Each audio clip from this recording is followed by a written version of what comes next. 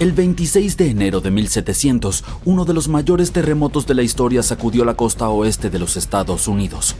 Tuvo una magnitud de 9, lo que lo coloca entre los 10 terremotos más poderosos que se han registrado. Este terremoto desencadenó un gran tsunami y cambió la línea costera desde el sur de la Columbia Británica hasta el norte de California para siempre. En aquel entonces, la zona no estaba muy poblada.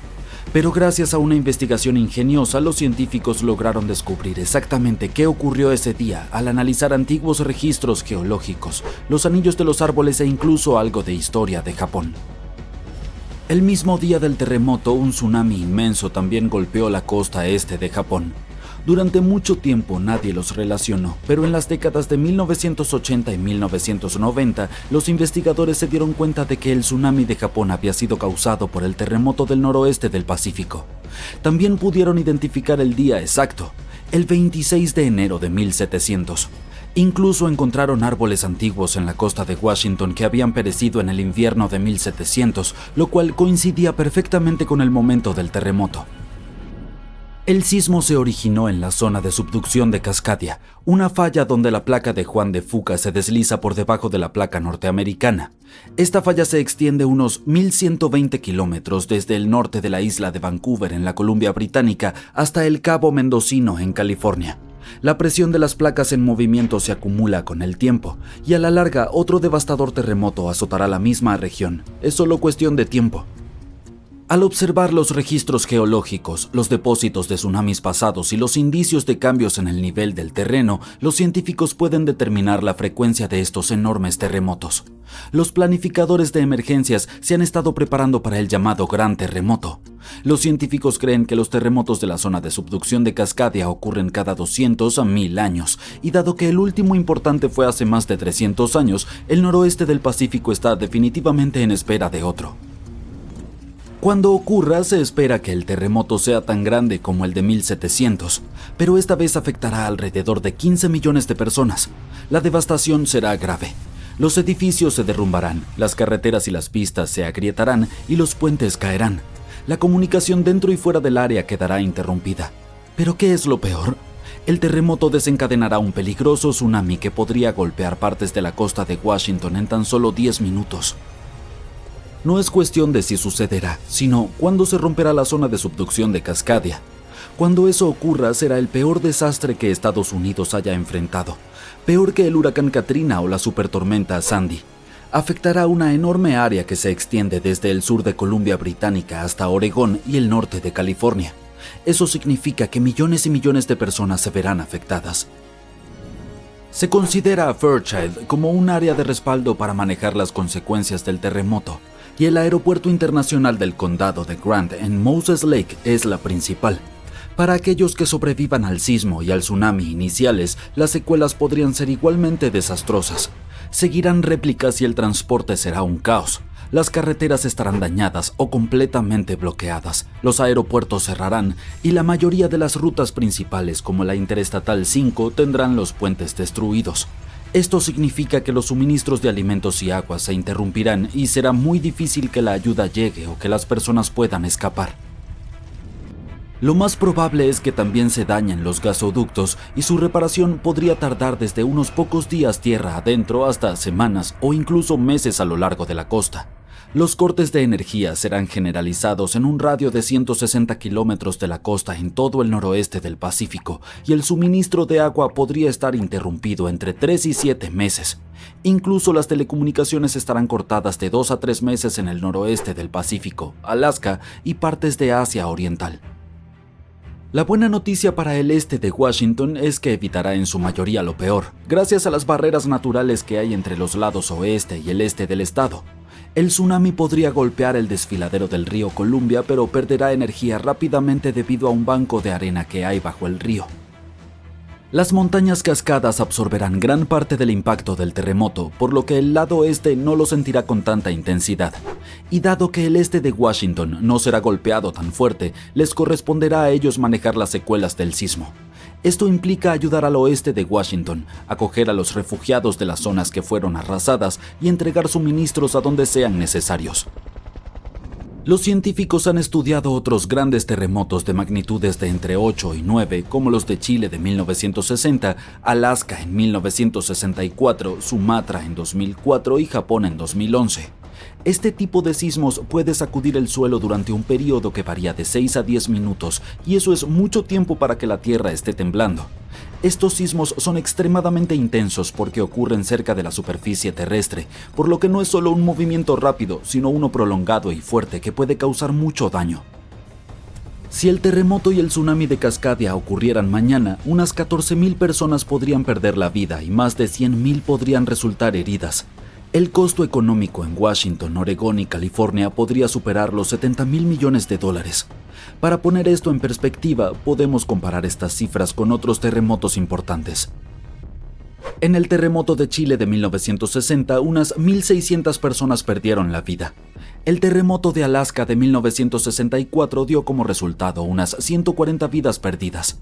El terremoto y tsunami de Sumatra de 2004 cobró la vida de unas 280.000 personas. Y el terremoto y el tsunami de Japón de 2011 causaron más de 20.000 víctimas. Las autoridades están al tanto de los peligros de la falla de Cascadia, pero incluso con toda la planificación, nadie puede decir con certeza qué se necesitará cuando ocurra el gran terremoto. Justo después del terremoto y el tsunami, las áreas fuera de la zona inmediata del desastre no podrán ayudar mucho porque las carreteras y los aeropuertos estarán destruidos y los recursos serán limitados. ¿Cómo podemos enfrentar este tipo de desastre y sus efectos? Aún no tenemos todas las respuestas. Enfoquémonos en la zona de subducción de Cascadia. Es una enorme línea de falla que se extiende aproximadamente 1.000 kilómetros desde la isla de Vancouver hasta el Cabo Mendocino en California y está ubicada a unos 150 kilómetros de la costa. Es como si una placa tectónica se estuviera deslizando lentamente bajo otra. Cuando las placas están cerca de la superficie, a unos 30 kilómetros de profundidad o menos, se atascan debido a la fricción, como si empujaras dos piedras juntas. Con el tiempo esto crea mucha presión. Cuando la presión finalmente se vuelve excesiva, las placas se deslizan, provocando un terremoto. Esto se llama terremoto de megadeslizamiento y puede ser enorme. Debajo del área donde las placas están atascadas hay una zona donde las placas se mueven muy lentamente, solo unos pocos centímetros cada varios meses. Este lento movimiento ayuda a liberar algo de presión, pero también acumula más presión en las partes de la falla que aún están atascadas. Esto significa que con el tiempo aumenta la probabilidad de que ocurra un gran temblor. Estos sismos tan potentes, llamados terremotos de gran zona de subducción, pueden superar la magnitud de 8,5. Los megaterremotos son los más grandes que ocurren. Pueden superar una magnitud de 9, lo cual es extremadamente poderoso. Para ponerlo en perspectiva, un terremoto de magnitud 9 libera 1000 veces más energía que uno de 7 y 1.000.000 de veces más energía que uno de 5. Estos terremotos ocurren cuando se acumula mucha presión en una parte de la falla que está bloqueada, lo que significa que las placas no pueden moverse una respecto a la otra. Cuando esa presión se vuelve demasiado alta, la falla se rompe y libera toda esa energía acumulada en un único temblor. La zona de subducción de Cascadia es extremadamente larga, por eso si llegara a romperse de una vez podría generar un enorme terremoto. Los científicos han estudiado esta región y han encontrado que aproximadamente a 30 kilómetros bajo la superficie la falla está bloqueada. Las placas allí no se deslizan una sobre la otra, pero más profundamente las placas comienzan a deslizarse con más suavidad, lo que causa menos fricción. Esto es importante porque nos indica cuánta tensión se está acumulando en esa zona bloqueada y cómo eventualmente podría desencadenar un gran terremoto. Un terremoto en Indonesia comenzó en 1829 y duró 32 años. Alcanzó su punto culminante en 1861, con una magnitud de alrededor de 8,5. Fue causado por las placas tectónicas debajo de la isla chocando lentamente entre sí. Los investigadores descubrieron que el terremoto se había estado acumulando durante algún tiempo después de analizar el coral en el área. Descubrieron que estaba siendo expuesto periódicamente al aire libre. Esto fue causado por el terremoto gradual que movió la Tierra hacia arriba y hacia abajo. Los científicos llaman a estos terremotos silenciosos de décadas de duración, es decir, eventos de deslizamiento lento. Un solo rayo puede calentar el aire a alrededor de 30.000 grados centígrados. El calor hace que el aire se expanda rápidamente creando una onda de choque o un boom que conocemos como trueno. Hay cerca de 3 billones de árboles en la Tierra. Eso se traduce en aproximadamente 422 por cada persona.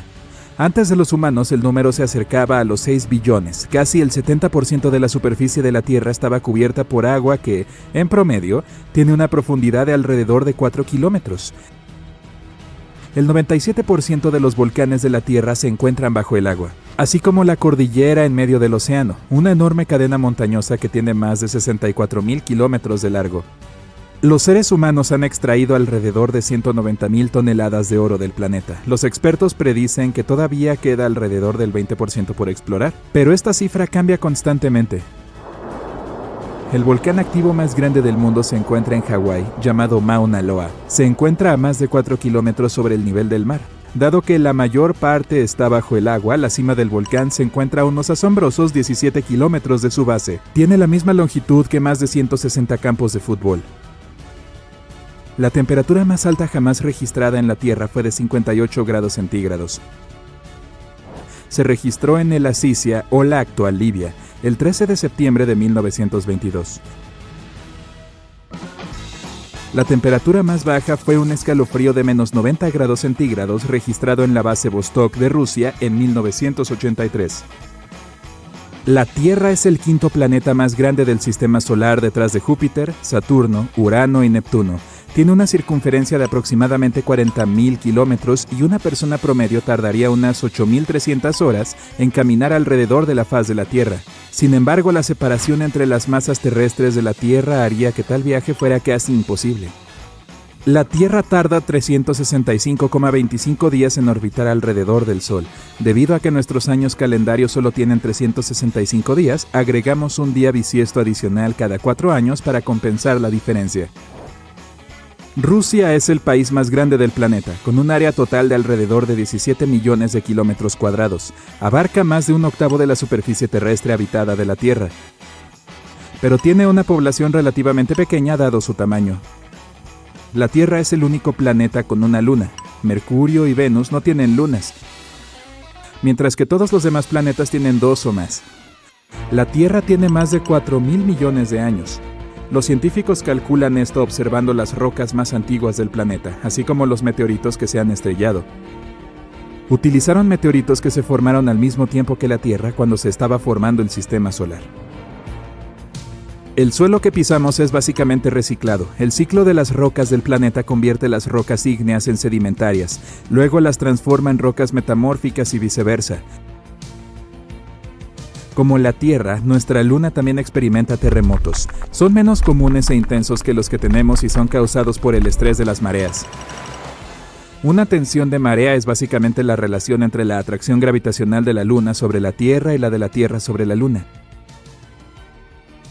A pesar de ser el quinto continente más grande, la Antártida contiene el 70% del agua dulce del planeta y aproximadamente el 90% es hielo. Bangkok es la ciudad más visitada del mundo con 23 millones de visitantes, solo en 2019. París, Londres, Dubái y Singapur constituyen las otras ciudades en el top 5. La capa más baja de la atmósfera de la Tierra se llama troposfera y es la razón por la que tenemos clima. La luz solar calienta la superficie del planeta, lo que hace que el aire caliente se eleve hacia la troposfera. Este aire luego se expande y se enfría a medida que la presión del aire disminuye y se hunde donde la Tierra lo calienta nuevamente.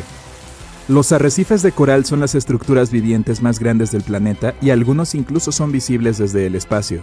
Los arrecifes de coral albergan la mayor cantidad de especies por área de cualquiera de los ecosistemas de la Tierra, incluso más que las selvas tropicales.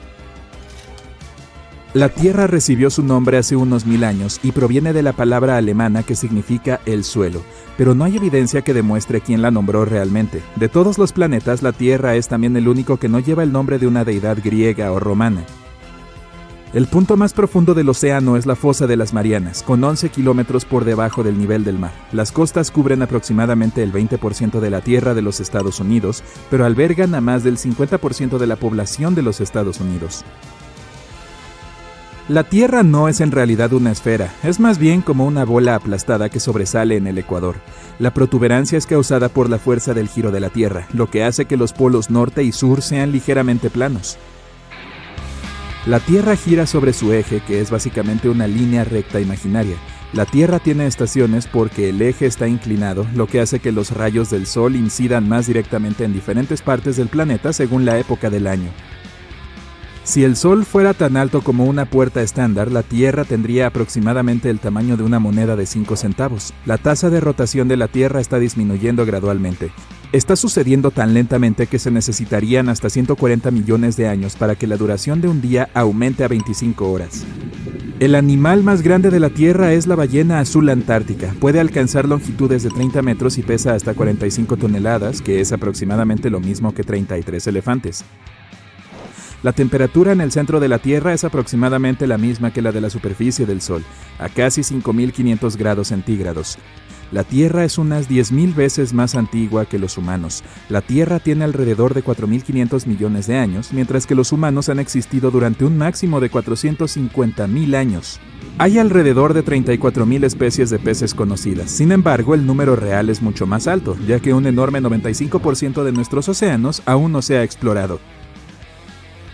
La Ruta 66 de Estados Unidos es más larga que el viaje al núcleo de la Tierra.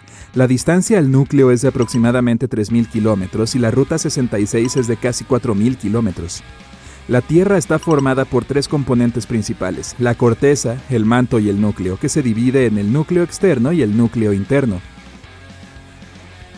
Los científicos han estimado que hay alrededor de 8,7 millones de especies en el planeta. De estas, entre 1 y 2 millones son animales, pero aproximadamente el 86% de las especies terrestres y el 91% de los peces aún no han sido descubiertos. Los astrónomos antiguos solían pensar que la Tierra era el centro del universo. Durante 2000 años creyeron que era estática, mientras otros cuerpos viajaban en órbita alrededor. En 1543, Copérnico publicó su modelo del sistema solar centrado en el Sol. La Tierra es el planeta más denso del sistema solar. La densidad varía a través de sus diferentes cortezas, pero la densidad promedio del planeta es de poco más de 5 gramos por centímetro cúbico. El monte Everest es el punto más alto del planeta. Su pico es la mayor altitud sobre el nivel del mar en alrededor de 9.000 metros. Cada año, 1 septillón de cristales de nieve caen sobre la Tierra. Eso es 1 billón de billones de copos de nieve. La nieve cubre aproximadamente el 31% de la superficie terrestre de la Tierra cada año. Del agua de la Tierra, solo alrededor del 3% es dulce. El otro 97% es salada. De ese 3%, aproximadamente el 2% está congelada en forma de hielo y glaciares. Entonces, menos del 1% del agua dulce del planeta está en lagos, ríos y subterráneos.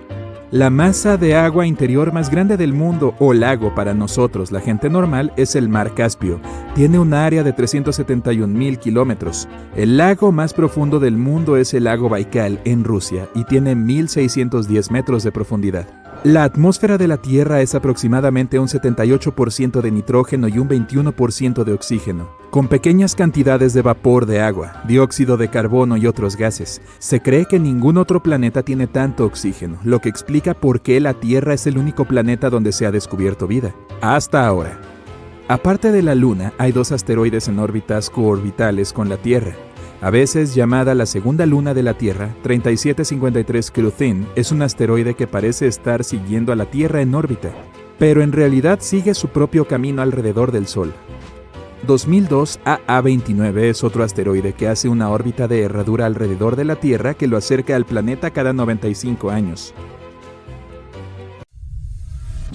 Desde el año 2000, el mundo ha sido golpeado por más de 1.700 terremotos con una magnitud superior a 5. Muchos ocurrieron alrededor del Anillo de Fuego, ubicado cerca del Océano Pacífico. En América del Norte, la mayor amenaza es la falla de San Andrés, que puede provocar un terremoto de una magnitud mayor que cualquier otro y se ha ganado el escalofriante apodo de El Grande. La posible destrucción de California es un panorama aterrador que podría tener consecuencias inimaginables, pero El Grande es solo el comienzo de lo que está por venir. Malas noticias. Los científicos han predicho un fenómeno devastador que ocurrirá en 2030. Nos guste o no, hay un 70% de probabilidades de que experimentemos El Grande, y será un terremoto de magnitud 6,7. La falla de San Andrés provocará El Grande, pero lo aterrador es que no podemos predecirlo. Por otro lado, un terremoto importante ocurre cada 100 años. Esto significa que siempre hay tiempo para prepararse para un desastre natural. Si viajáramos al pasado, veríamos algunos terremotos significativos como los que arrasaron San Francisco y Fort Tejon. Los edificios construidos hace mucho tiempo no son a prueba de sismos, se derrumbarán. Y aunque sobrevivan, no deberías entrar en ellos. Pero los edificios no son la parte más peligrosa. Debes tener cuidado con las líneas eléctricas y las tuberías de gas. Tu casa en la colina puede ser encantadora, pero es extremadamente insegura. Durante los temblores, la colina puede convertirse en un deslizamiento de tierra gigantesco que destruirá todo a su paso. Despídete de los viajes por carretera porque todas estarán arruinadas. Deberías tener algo de agua y comida de reserva ya que no podrás ir al supermercado. Este desastre no será barato. Le costará alrededor de $200 mil millones a los Estados Unidos recuperarse del terremoto. Al menos el sismo no desencadenará tsunamis, pero hay algo que puede causar más daño que el grande. La infame zona de subducción de Cascadia comienza en California y termina en Vancouver, Canadá. La falla de San Andrés no es nada comparada con esta zona. Puede borrar toda la costa de la faz de la Tierra. Un ejemplo de hipérbole. Las zonas de subducción se forman con placas tectónicas que se ubican una debajo de la otra mientras que se mueven. Una se llama placa de Norteamérica y la otra es la placa de Juan de Fuca. Zonas como estas no deben ser subestimadas, ya que son puntos críticos para la actividad sísmica y son muy peligrosos porque provocan enormes sismos submarinos. Pero están bajo el agua, entonces, ¿qué pueden hacernos? Pues pueden causar tsunamis gigantescos que inundan ciudades y destruyen la costa. En este momento la zona más activa es el Anillo de Fuego. La zona de Cascadia puede ser menos activa, pero es como una bestia dormida que puede despertar y destruir todo a su paso con un terremoto devastador.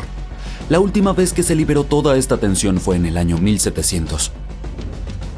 A diferencia del terremoto de San Andrés, este causará tsunamis gigantes y sacudidas mucho más grandes. Esperemos que te encuentres en un campo abierto en ese momento, ya que la mayoría de los edificios y puentes probablemente serán destruidos. Además, prepárate para las réplicas, ya que serán devastadoras. La naturaleza tampoco se salvará. Los deslizamientos de tierra cambiarán el hábitat de los animales, incluso nuestros hogares cambiarán para siempre. Por suerte, hay una luz al final del túnel y los científicos están haciendo todo lo posible para garantizar nuestra seguridad. Se han implementado nuevas normas. Cada nuevo edificio debe ser capaz de resistir grandes impactos. Están desarrollando modernos sistemas de alerta y cada nueva infraestructura debe cumplir con estrictas pautas antisísmicas.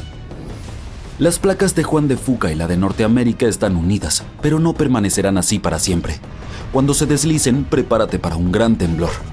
Cuanto más cerca estés del epicentro, mayor será el daño que experimentarás. Pero incluso si tienes la suerte de estar lejos, podrás sentir la tierra temblar por algún tiempo. Si comparamos la zona de subducción de Cascadia con la falla de San Andrés, veremos cuánto más peligrosa es la zona de Cascadia. En 1994 hubo un enorme terremoto de magnitud 6,7 en el área de Northridge, cerca de la falla de San Andrés. Lamentablemente, muchas personas no sobrevivieron y algunas resultaron heridas. En ese entonces, los edificios no eran a prueba de terremotos y muchos sufrieron daños. La zona de subducción de Cascadia puede causar un terremoto de magnitud 9. Un sismo de magnitud 6 tiene la potencia de alrededor de 20 millones de kilogramos de dinamita, pero uno de magnitud 9 tiene la potencia de 20 billones de kilogramos. El terremoto más fuerte jamás registrado ocurrió en Chile. Su magnitud fue de 9,5 y destruyó casi todo. Supongamos que has sobrevivido al terremoto, pero la lucha está lejos de terminar.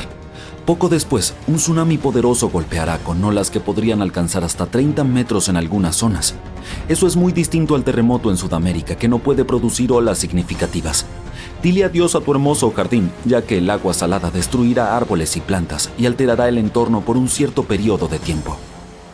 Lo único positivo será que no necesitarás decoraciones de Halloween, porque todos esos árboles secos parecerán un bosque fantasma. La combinación de olas, terremotos y el gran tamaño de la zona hará que este desastre natural sea mucho más peligroso que cualquiera causado por la falla de San Andrés o el Grande. Un terremoto similar a este ocurrió hace unos 300 años. Muchos más se han registrado en los últimos 3.500 años, lo que demuestra que ocurren cada 400 a 600 años. Así que técnicamente tenemos entre 100 y 300 años antes de que ocurra el próximo. Todavía no tenemos idea de cómo funciona exactamente la zona de subducción de Cascadia, ya que la descubrimos en 1970. Esta zona es sumamente aterradora porque puede causar grandes terremotos. Se encontró por accidente cuando los investigadores estudiaban el Anillo de Fuego. Querían saber si esta región había causado problemas en los últimos años, y la prueba estaba bajo sus narices. En Washington hay un bosque del horror donde no ha crecido nada durante años. Cuando los investigadores analizaron el suelo, encontraron una cantidad enorme de sal. Juntando las piezas, concluyeron que un tsunami enorme había sido la razón. Los expertos aún no sabían cuándo fue destruido el bosque. Sin embargo, afortunadamente, Japón mantenía registro de un terremoto gigantesco que tuvo un efecto similar. Fue el que ocurrió en el año 1700. Existe una posibilidad de 1 en 3 de que el próximo ocurra en 2050. Debes saber cómo sobrevivir a los terremotos canadienses y salir ileso, así que escucha con atención. Aquellos que viven en esta zona tienen casi nula experiencia con terremotos así. Sobrevivir al temblor es fácil, pero lo verdaderamente peligroso es el tsunami que viene después. Luego del temblor, busca el terreno más alto y dirígete hacia allí. Solo lleva lo esencial, como comida y agua. Sí, deja tu colección de tarjetas de béisbol en casa. Después del primer golpe, no intentes bajar. Los sismólogos dicen que, muy probablemente, habrá unas cuantas olas más, y lo han demostrado. El 22 de mayo de 1960, el sismólogo Jerry Easton y 4 amigos fueron a Hawái para presenciar un tsunami esperado que ocurriría alrededor de la medianoche. Instalaron su equipo en el puente Wailuku, con una ruta de escape planificada. Este puente había sido destruido en el tsunami anterior, pero el nuevo era mucho más alto y mejor. Después de la medianoche, el agua estaba a 1,20 metros sobre el nivel promedio. La segunda ola golpeó media hora después de la medianoche y el agua subió otros 2,70 metros para la 1 de la mañana.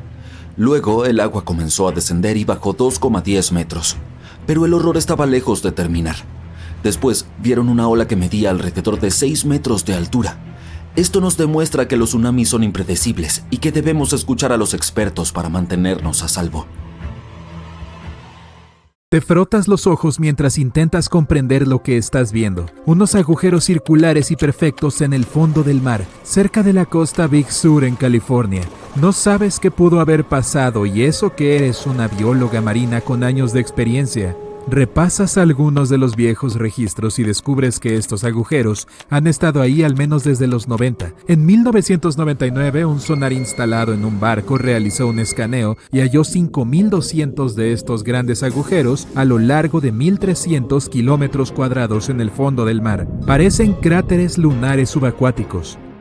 Contactas a tu equipo y preparan al robot para que baje, explore la zona y traiga algunas muestras.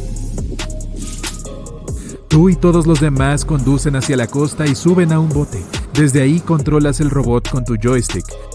Tu compañero mete el robot al agua y ven cómo se hunde. Todo parece normal cerca de la superficie, pero en cuanto el robot desciende, los agujeros comienzan a aparecer. Varios botes pasan junto a ustedes, lo que te hace perder el equilibrio y la concentración. El robot enciende su linterna para que puedas ver mejor, pero a medida que sigue descendiendo, la resolución se vuelve menos limpia. Ya casi llega al fondo. Los agujeros son lisos y tienen formas circulares casi perfectas.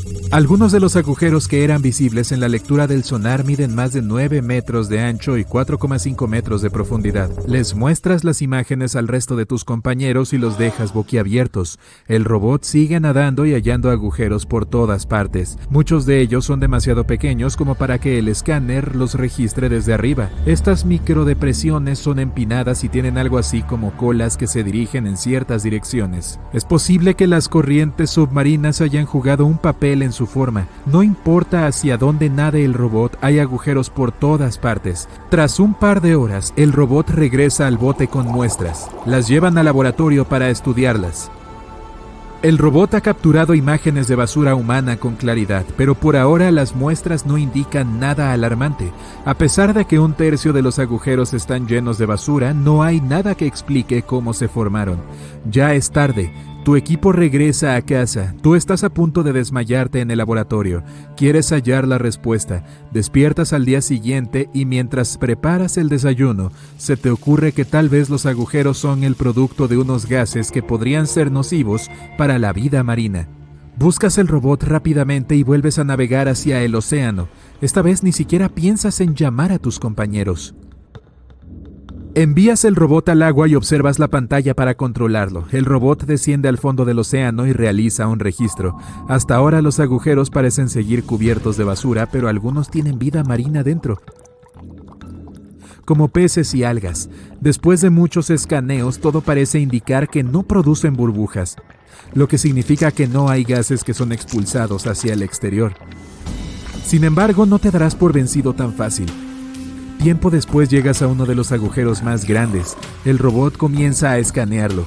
Encuentras unas burbujas que provienen de una fuente, pero el robot no logra hallarla. Nada por la zona buscando el lugar, sin éxito. Vuelves a llevar el robot al laboratorio y trabajas en él. Le agregas unos brazos mecánicos que pueden levantar y mover cosas. Lo haces sumergirse en el mismo lugar, pero las burbujas no son tan frecuentes como antes. Usas los brazos para mover parte de la basura y descubres que las burbujas son producidas por un grupo de cangrejos que se pasan el rato junto a una pila de plástico. ¡Lotería! La mala noticia es que aún no tienes ni idea de por qué existen esas microdepresiones y agujeros. Mientras intentas controlar el robot y hacerlo regresar a la superficie, un pulpo lo envuelve con sus tentáculos y lo tira hacia abajo. Luchando contra los controles, activas la potencia máxima, pero el poder de succión del pulpo es demasiado fuerte. Es un juego de tira y afloja entre el pulpo y tu robot. Pensando que es su almuerzo, lleva a tu máquina debajo de una pila de basura, pero usas los brazos para controlarlo y nadar a la superficie. Regresas al laboratorio aún más confundida. El robot ha recolectado más muestras que puedes analizar. Tu ojo está pegado al microscopio. Intentas averiguar qué sucede, pero nada. Decides realizar una prueba de carbono 14 para determinar qué tan viejos son los agujeros. Después de un tiempo, revisas los resultados y quedas aún más desconcertado que antes. Te muestran que los agujeros tienen unos 400,000 años. Por lo tanto, es improbable que la basura sea responsable de todo esto. Pasas varias noches despierta intentando hallar la verdad. Vuelves a reunir a tu equipo y das una pequeña conferencia de prensa sobre el tema. Declaras que todo podría ser preocupante, pero no puedes decir más de lo que sabes. Después de mucho trabajo cerebral, descubres que los agujeros grandes no han cambiado ni estado activos por más de 50,000 años. Lo más probable es que los agujeros más nuevos hayan sido creados por acumulaciones de basura humana al fondo del suelo oceánico. La vida marina reunió parte de esta basura como los plásticos y los componentes de pesca descartados y creó hogares. Esa es la razón por la que 4,500 de los agujeros son más nuevos y tienen basura, pero esto no responde por qué los agujeros aparecieron en primer lugar. Vuelves a estar como al principio. La única manera de ver qué sucede realmente es remover la basura subacuática y estudiarla. La historia crea titulares en la comunidad local y atrae la atención de un equipo de limpieza. Organizas un viaje al océano y das inicio a la extracción de toda la basura. Muchos botes de limpieza llegan y todos arrojan redes para recolectar los desechos. Envías al robot una vez más para asegurarte de que las redes estén aterrizando en el lugar correcto. A medida que la mayor parte de la basura es recolectada, muchos animales marinos se mueven e intentan escapar. Ustedes se aseguran de no lastimarlos. Tras un par de semanas, todos los agujeros quedan desprovistos de basura. Realizas otro escaneo con el sonar desde la superficie y ves los agujeros con más claridad que antes, pero aún no tienes una respuesta. Continúas investigando. Quieres saber si han aparecido más agujeros en otras partes del mundo. En el otro extremo del país se encuentra un agujero misterioso cerca de la costa del Golfo de Florida. Tomas el primer vuelo y organizas un encuentro con los científicos a cargo de la expedición. Los agujeros azules son sumideros subacuáticos que se abren debajo del fondo del mar. Al igual que en la superficie, el mundo subacuático también tiene sumideros. Este se conoce como Green Banana. Se encuentra a 45 metros del nivel del suelo y tiene una profundidad de 130 metros. Utilizando un equipo especial, te sumerges hacia el fondo oceánico estéril junto al resto del equipo. El agujero se encuentra justo frente a ti, como un oasis en medio del desierto. Tú y el resto de los científicos se sorprenden al contemplar la diversidad de vida marina que hay en él. Algunas tortugas marinas nadan a tu lado e incluso ves tiburones. Esta variedad no ataca a los humanos. A medio camino llegan a una sección estrecha que te dificulta el paso. Todos tienen mucho cuidado. Hay corales, esponjas y moluscos en cada esquina. Reúnes algunas muestras y regresas al laboratorio. En general, los agujeros azules son más ricos en nutrientes que las tierras áridas y hospedan formas de vida únicas. Son bastante frecuentes y no representan una amenaza para nadie. Tras haber hecho los análisis necesarios, llegas a la conclusión de que los agujeros de la costa de California no tienen nada que ver con los agujeros azules. El misterio sigue con vida. Saliste con tus amigos para cenar. Dejas tu bebida en el mostrador y vas a ayudar a tu amigo a preparar algunos postres. Cuando regresas, notas el líquido en tu taza. Está chapoteando y los cubitos de hielo parecen barcos en un mar embravecido. Ahora tú también lo sientes. En el techo, el candelabro se balancea como loco. Entonces escuchas a alguien gritar ¡Terremoto! La casa y todo lo que hay en ella se balancea hacia adelante y hacia atrás. Intentas correr para cubrirte, pero el temblor te mantiene atascado en el lugar, luchando por mantener el equilibrio. Los armarios parecen poseídos y vasos y platos salen volando y se estrellan contra el suelo. Los estantes de libros se caen y todo lo que cuelga de las paredes se balancea y se desmorona. Te agachas debajo de la mesa del comedor, tratando de no lastimarte con todos esos platos rotos. Sí, has pasado por terremotos antes, pero ninguno como este. Revisas tu teléfono. Típico, sin señal. No puedes creer lo que está a punto de suceder. Los gritos se hacen más fuertes y de repente toda la casa se derrumba. El terremoto más grande jamás registrado ocurrió en Chile en 1960. El desastre llegó por la tarde, justo cuando todos estaban descansando. Para causar un daño grave que cambie la vida, debe tener una magnitud de alrededor de 7 en la escala de Richter. Este fue de 9,5. Esta parte de Chile se encuentra justo al lado del llamado Anillo de Fuego, el área volcánica sísmica más activa del mundo, a lo largo del borde del Pacífico. El temblor inicial duró alrededor de 10 minutos y después de 2 días, muchas réplicas aún eran lo suficientemente fuertes como para hacer estallar un volcán en el sur del país. Pero ahí no terminó. El terremoto desató una serie de maremotos en todo el Océano Pacífico. Algunos alcanzaron más de 25 metros de altura. Las olas y el terremoto fueron tan fuertes que incluso afectaron a Hawái, Japón y Filipinas. Causó alrededor de $500 millones de 1960 en daños. Muchos se quedaron sin hogar. Gran parte de la infraestructura también fue destruida. Los edificios hasta donde se alcanzaba la vista se derrumbaron y los escombros se amontonaron por todas partes. Los científicos estiman que este terremoto fue tan poderoso que desplazó el eje de la Tierra, haciendo que nuestros días sean de 1,6 microsegundos más cortos. Puede que no parezca mucho, pero piénsalo. Solo un desastre natural fue lo suficientemente fuerte como para hacer que el tiempo se moviera. Muchas de las ciudades costeras fueron arrasadas y las inundaciones se extendieron. La economía cayó en espiral. Según estudios, si este terremoto ocurriera hoy, causaría más de $20 mil millones en daños. Entonces, ¿qué pasaría si un terremoto del doble de esa magnitud golpeara sin previo aviso? Para empezar, probable que sientas los efectos aún más lejos. Los maremotos no solo golpearían las costas de Japón y Filipinas, sino que se trasladarían aún más a China, Corea, Vietnam e incluso a Australia. Y esas olas serían significativamente más altas que 25 metros, quizá el doble. Eso es como 8 jirafas apiladas una encima de la otra surfeando en tu camino. Si vivieras en la costa, notarías las olas. Si ves que el agua retrocede y puedes observar prácticamente lo que todos los peces llaman hogar, sabrás que es hora de correr. Lo más probable es que se acerque un tsunami. Digamos que realmente sucede. Estás atrapado entre los escombros, sin saber qué está pasando. Logras liberarte y escapar al aire libre, y no estás solo, porque todas las casas del vecindario se han convertido en montones de ladrillos y escombros. Los puentes también se derrumbaron, dejando a la gente varada a ambos lados. Miras a tu alrededor, te quitas el polvo y te apresuras a buscar ayuda. Camiones de bomberos y ambulancias circulan entre los coches averiados y los escombros.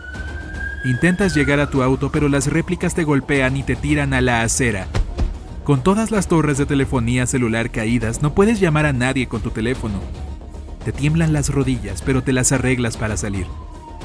Una vez que llegas a tu coche, lo ves aplastado bajo una roca, como una lata de refresco gigante. Continúas a pie y finalmente llegas al centro. Parece como si un gigante se hubiese enojado y derribado todos los edificios. Sigues adelante y tratas de ver si puedes encontrar ayuda. Sin previo aviso, tu teléfono vibra. Lo revisas y ves 1000 notificaciones sobre un terremoto de magnitud 20. Todavía estás temblando, pero eres solo tú. El suelo está quieto por ahora. Escuchas algo en la distancia, corriendo hacia ti.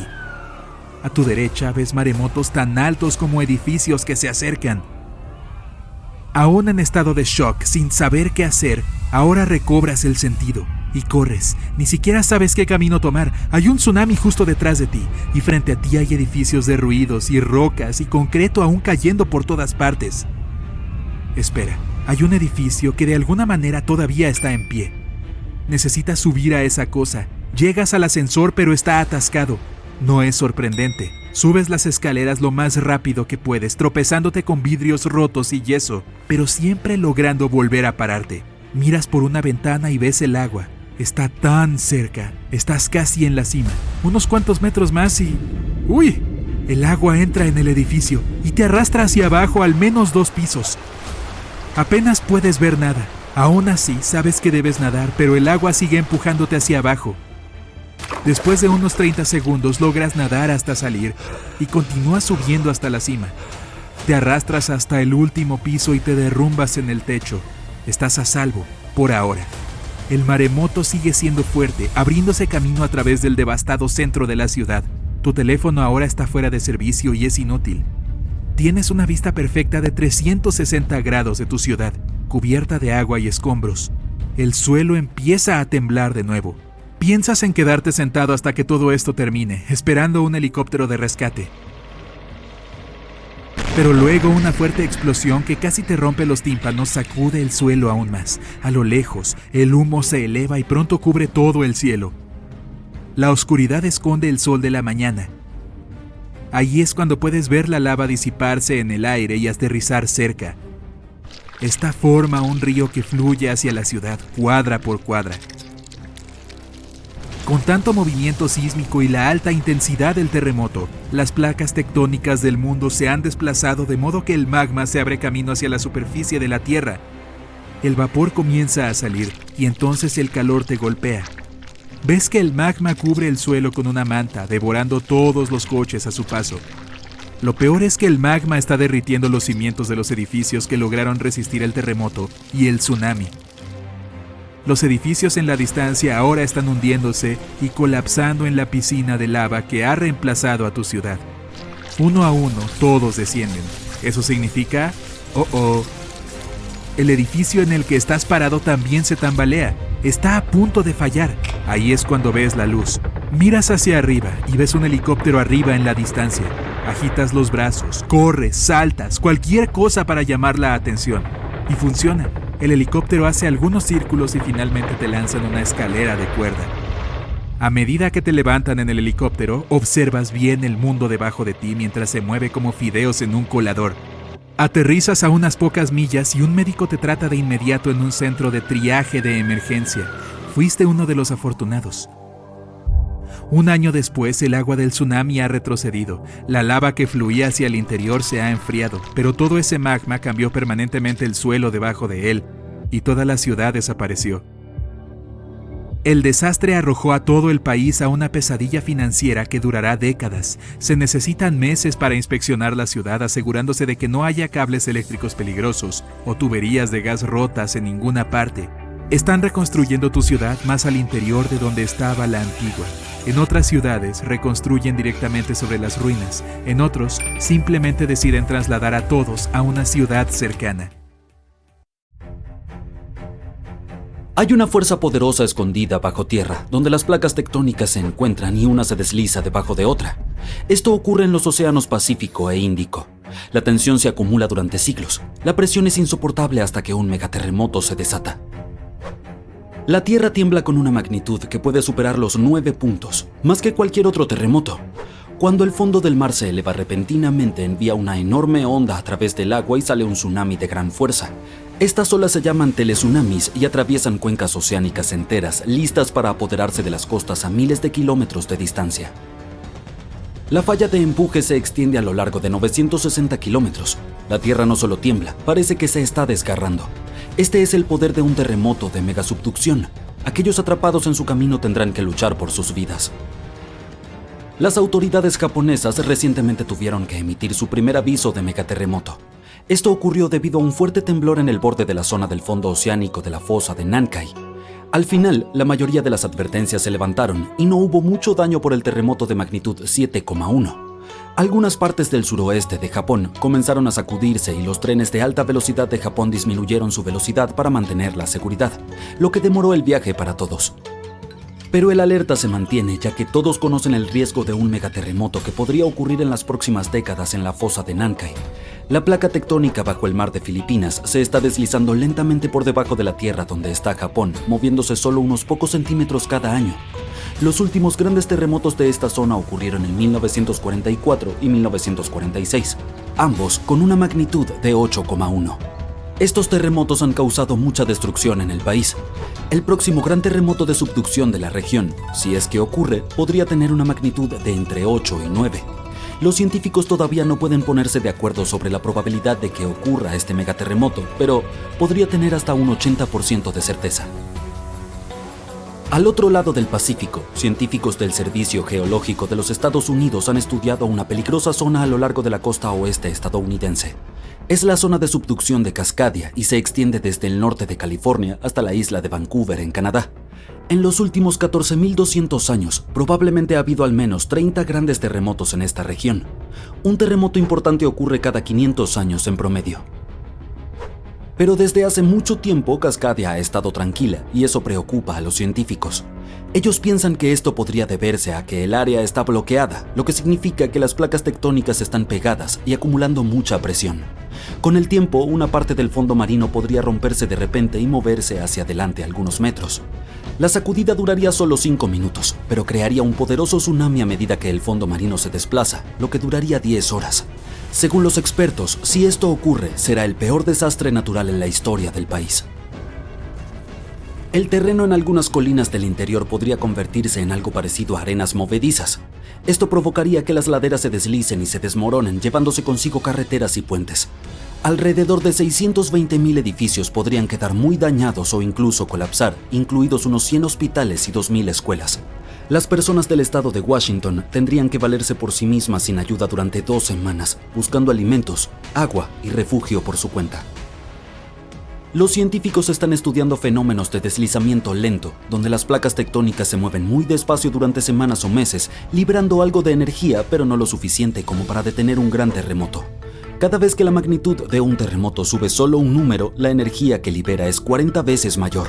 Así que necesitaríamos alrededor de 1 millón de pequeños terremotos cada día durante 500 años seguidos para liberar la misma energía que un enorme terremoto de magnitud 9. Pero estos pequeños sismos podrían ser indicios de que se avecina un terremoto mayor. Para monitorear mejor la falla de Cascadia, los expertos están cartografiando la falla de manera más precisa y añadiendo mejores herramientas de monitoreo en alta mar. Los científicos recibieron más de $10 millones para instalar sensores sísmicos y medidores de presión en el fondo marino, en un cable de fibra óptica frente a la costa de Oregón. La meta es estar preparados para alertar a las personas y poder salvar vidas cuando ocurra el gran terremoto. Un fuerte terremoto de megaempuje ocurrió en esta parte del mundo en 1964. Pasó a la historia como el Gran Terremoto de Alaska y tuvo una magnitud de 9,2. Duró más de 4 minutos y se convirtió en el más poderoso en la historia de los Estados Unidos y América del Norte. El suelo tembló tan intensamente que causó enormes grietas y deslizamientos de tierra. En Anchorage, muchas casas, edificios y carreteras fueron destruidos porque no estaban construidos para soportar un terremoto tan grande. En algunos lugares, el terreno cambió para siempre. Por ejemplo, la costa cerca de Kodiak y la isla Inchbrook se elevó 9 metros. En otras zonas como Girwood y Portage, el suelo se hundió 2 metros. Tuvieron que reconstruir las carreteras a mayor altura para que no fueran inundadas por la marea. Un enorme tsunami de 8 metros arrasó con todo el pueblo de Chenega. Muchas ciudades costeras sufrieron graves daños no solo por el terremoto, sino también por los tsunamis y los incendios que le siguieron. Después del terremoto principal, hubo miles de réplicas más pequeñas durante meses. Un terremoto moderado de magnitud 4,4 sacudió Los Ángeles en agosto de 2024. Una vez que terminó, el Departamento de Bomberos de Los Ángeles revisó la ciudad y no encontró daños mayores ni personas heridas. En la ciudad de Pasadena, que está cerca del epicentro del terremoto, una tubería de agua estalló dentro del ayuntamiento y todos tuvieron que abandonar el edificio. Afortunadamente, no había peligro de tsunami. Lo mejor que podemos hacer para evitar el pánico en tales situaciones es estar preparados. Japón es uno de los lugares de la Tierra donde ocurren más terremotos porque se encuentra en los bordes de 4 placas tectónicas. Alrededor de 1500 de estos terremotos al año son perceptibles. Debido a esto, la gente de Japón ha aprendido a vivir con los terremotos. La ley de 1950 estableció que los edificios deben ser capaces de soportar terremotos de hasta una magnitud de 7 sin colapsar. Una actualización de 30 años después estipuló que los edificios solo deberían tener daños menores en tales terremotos y deberían seguir funcionando con normalidad. Pero si hay alguno aún más fuerte, la ley establece que la función principal del edificio es no colapsar y salvar vidas. Los edificios se refuerzan con vigas, pilares y muros más gruesos para que puedan soportar mejor las sacudidas. Otra técnica consiste en colocar almohadillas especiales hechas de materiales como el caucho en la base del edificio. Algunos edificios incluso se construyen sobre gruesas capas de amortiguación que los separan completamente del suelo, lo que ayuda a protegerlos durante un terremoto.